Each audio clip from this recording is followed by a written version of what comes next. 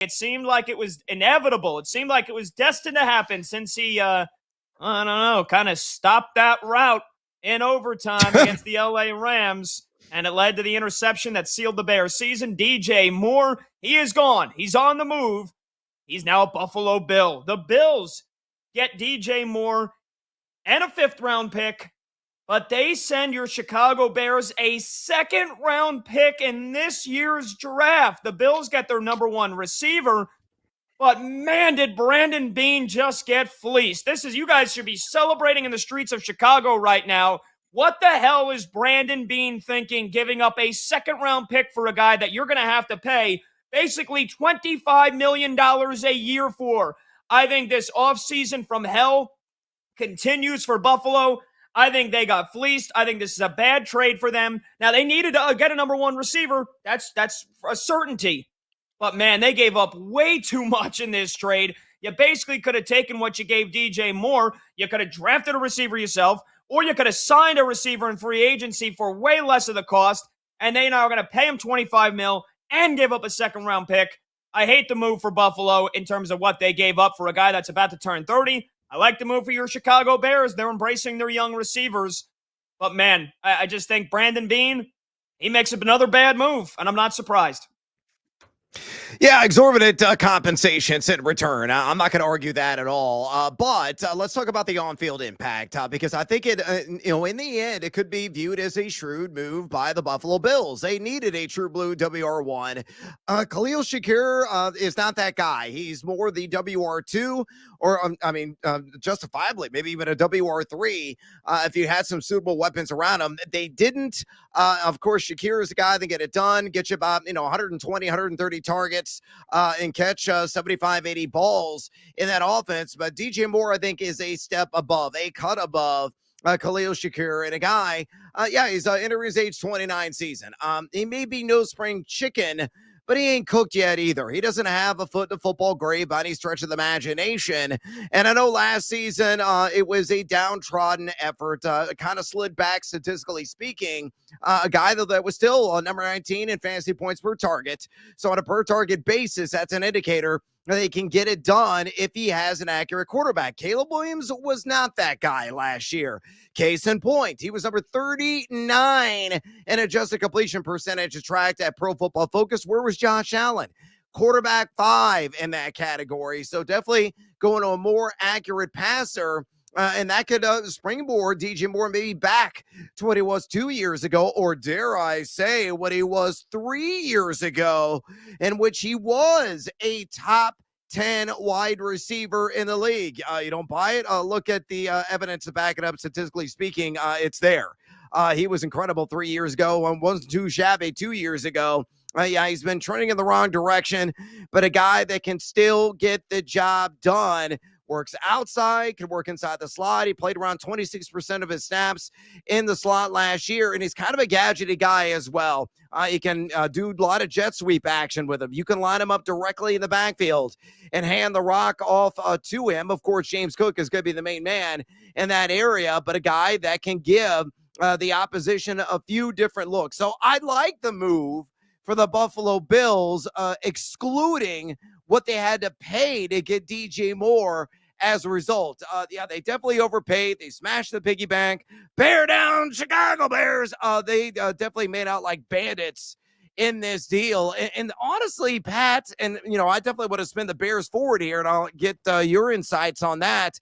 They didn't need DJ Moore, and I still can't get out of my head that rounded route in the postseason against the LA Rams in overtime that led to that Caleb Williams interception. A lot of that finger pointing is at DJ Moore, despite the heroics that he had against Green Bay earlier in the playoffs.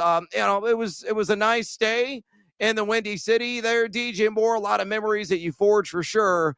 But you're going to make a whole boatload of new memories, I believe, in Western New York, because that is exactly what the doctor ordered for a wide receiver needy franchise. Number to join the show, 310-840-4910. If you're a Bills fan, if you're a Bears fan, if you're a football fan, what do you think of this trade with the Buffalo Bills now getting a new number 1 receiver in DJ Moore? Again, that's questionable, number 1 receiver. I mean, he took a back seat by the end of the year to the other guys on this Bears roster. Rome Odunze missed 5 games, and he was up at, Rome Odunze's dad basically, going off on social media saying they should throw him the ball more. That's your unquestioned number one receiver now. I got my own thoughts on that, but more so Colston Loveland emerged, and maybe he is a top 5 tight end in football now after the just rocket ship he went on at the end of the season. Plus, they love Luther Burden. Again, I like the move for the Chicago Bears, but again, second-round pick. A second-round pick for a guy who's 29 years old, you have to pay $25 million a year for another 4 seasons? Now, of course, they could cut him after another 2 years or whatever, but on the books, he's on the books for another 4 years at $25 million. They're going to guarantee his salary for 2028 in a week from now. His salary for 2027 becomes guaranteed as well. You're already on the hook for 3 years of DJ Moore, and he's going to be 29. He's 29 years old, and you mentioned the numbers he used to put up. That's the thing I have the biggest issue with. If you told me the Bills just sent a 4th-round pick, I would have been like, okay, good move. To send a 2nd-round pick, I don't care about a 5th-round pick getting back this year. What does that mean, right? If you turn it into a stud, then congratulations. But Brandon Beane has proven far often more than not that he's not going to do that when it comes to the offensive players.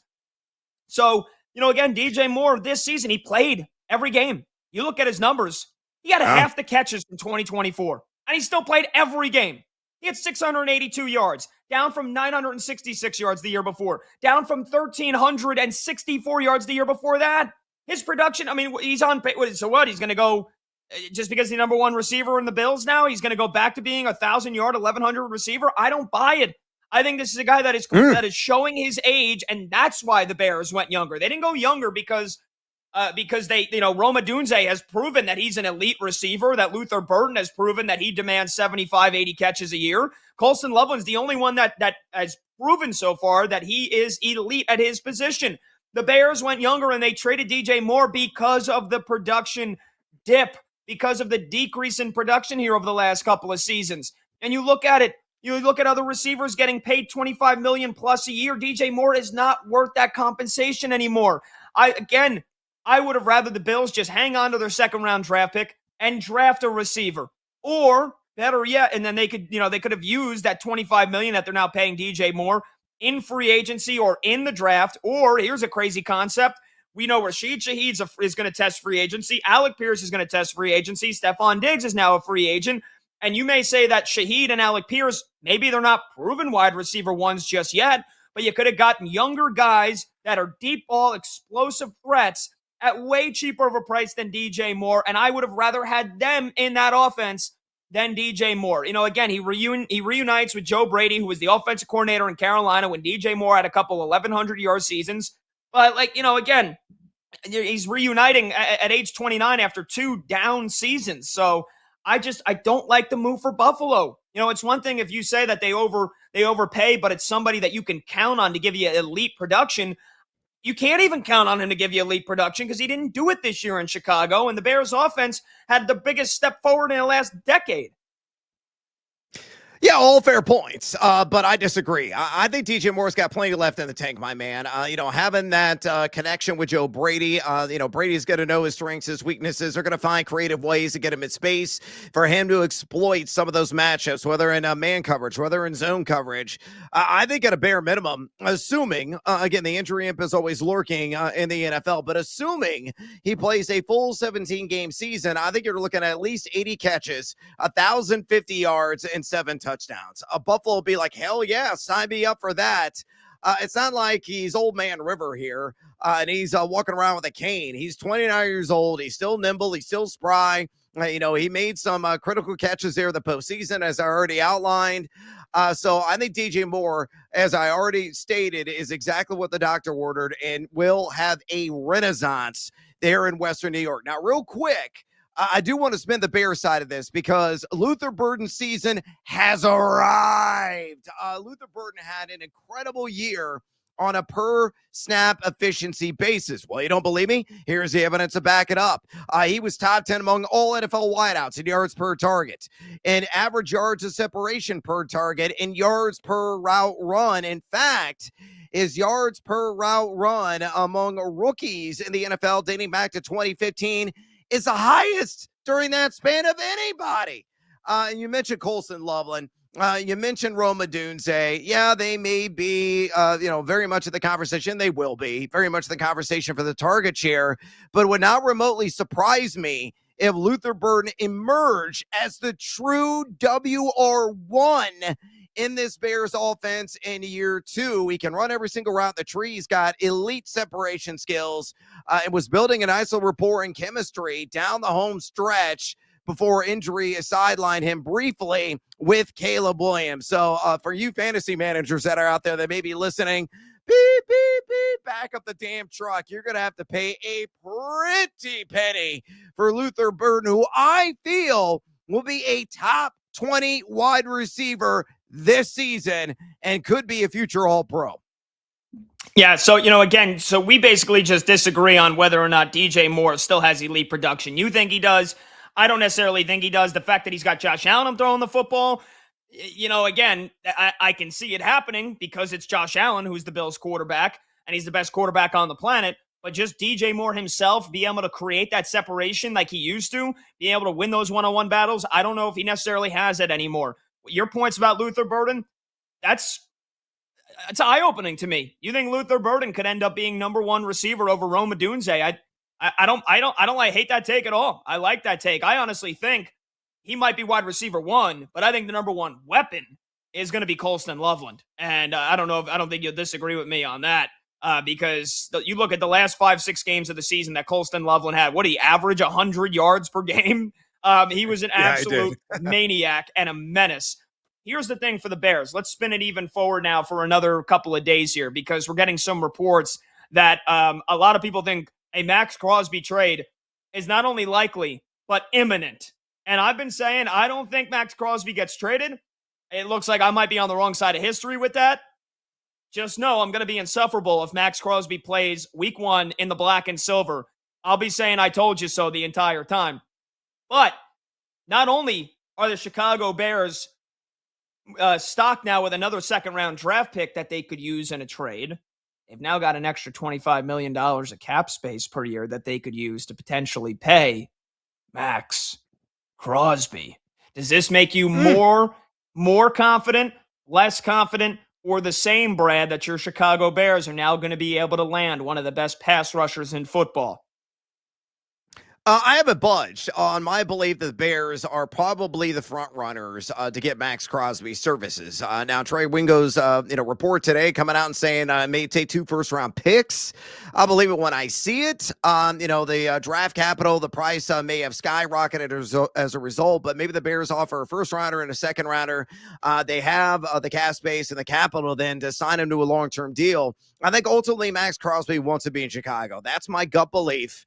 I don't have any inside information by any way, shape, or form. That's just me trying to read between the lines and, of course, as well, trying to suppress my Bears bias the best that I can.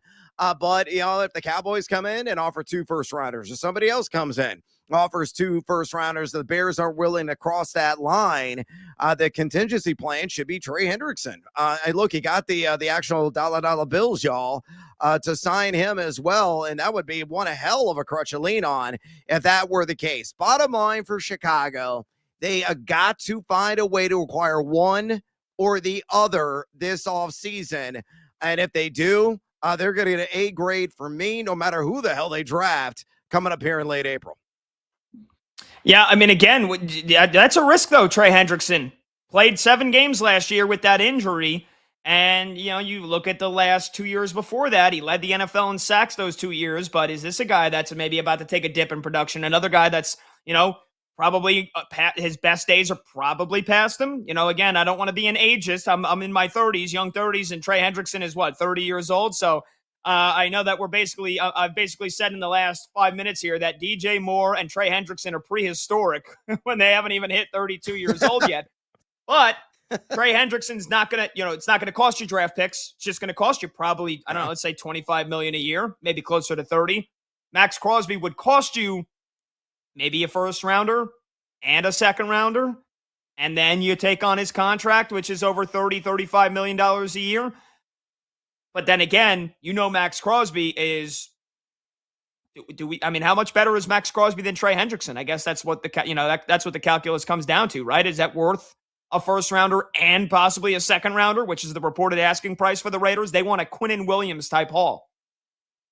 Yeah, it's a high price tag. It really is. And there's an argument to say, go with the second place prize, Aaron Hendrickson, and don't surrender the draft capital. Look, you don't have to convince me of that.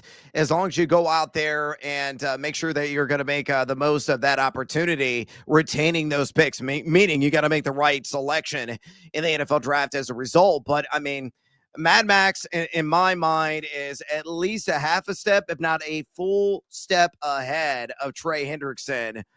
He's just such a dynamite pass rusher, a supreme run defender as well, one of the best in the league at the defensive end position. He's kind of a jack of all trades and just so disruptive and will, amplify the Bears defense overall and some of the back end issues he will help rectify as a result. So, no matter how you slice it or dice it, I don't give a damn who they get. Just get one of the two, and I will probably rub my nipples erotically as a result.